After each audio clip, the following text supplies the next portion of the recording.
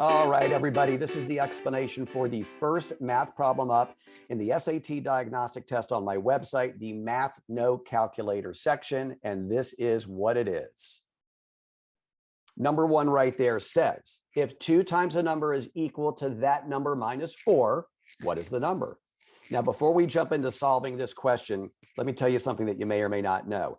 On the SAT math sections, the multiple choice questions, which is almost all of them, but not the group of grid-in questions at the end. The grid-in questions are the questions where you have to come up with your own number.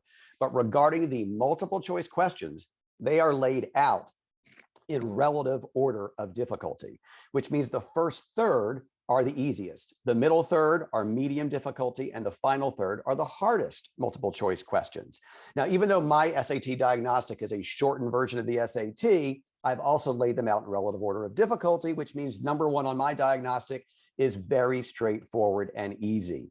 You don't really need tricks, tips, and secrets to solve the first third of the problems on the SAT math. What you will need is algebra fundamentals. That carries through the entire test.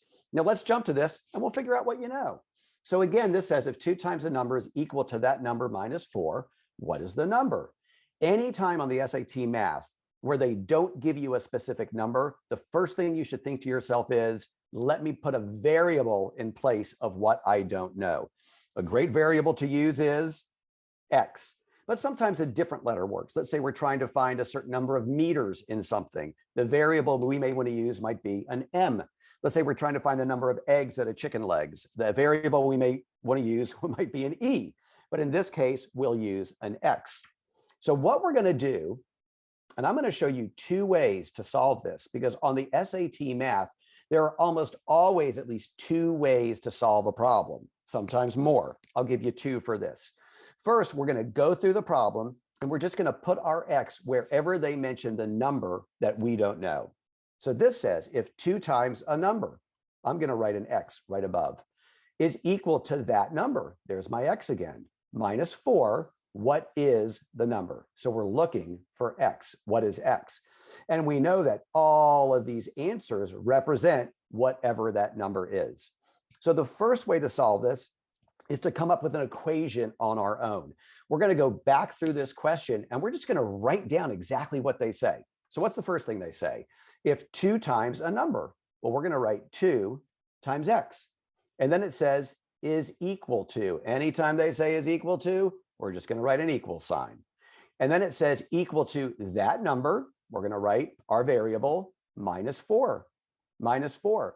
And then it says, what is the number? So all we now have to do is solve for X, and we've got our answer.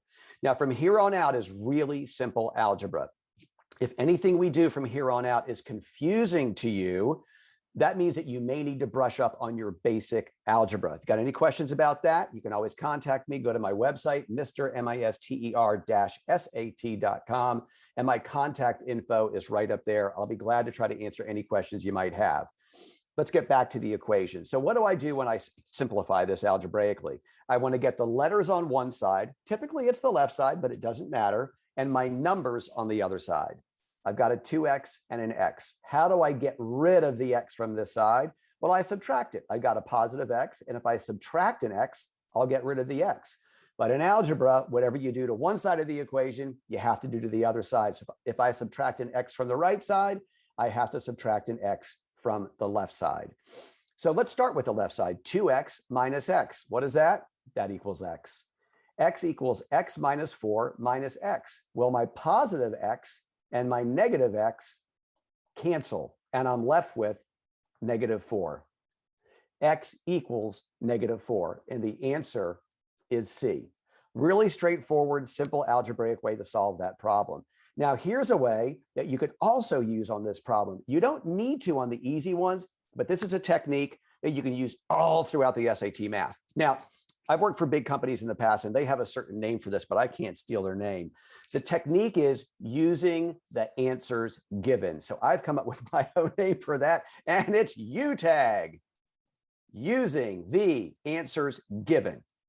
So we're going to use UTAG to solve this. And that means that instead of coming up with a variable, I'm going to pick one of these answers and pretend like it's the real answer.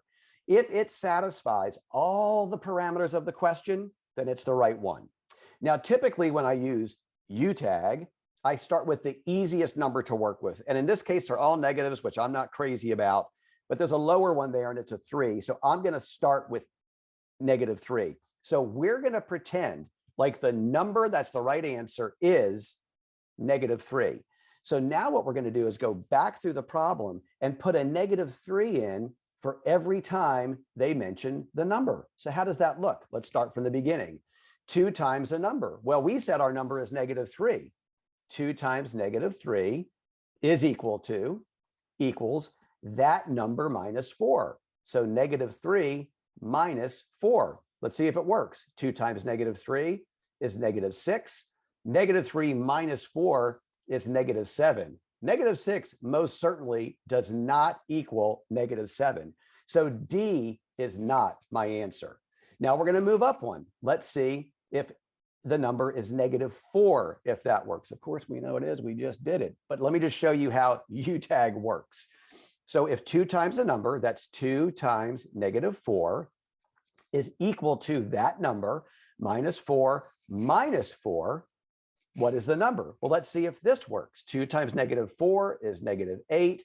Minus 4 minus 4 is -8. -8 does equal -8, and we know that -4 is the answer. 2 ways to solve this problem. This was an easy one, but these methods you can use throughout the SAT math. Hope you gained something out of this. Hope you enjoyed it. Hope to see you the next time. Bye-bye.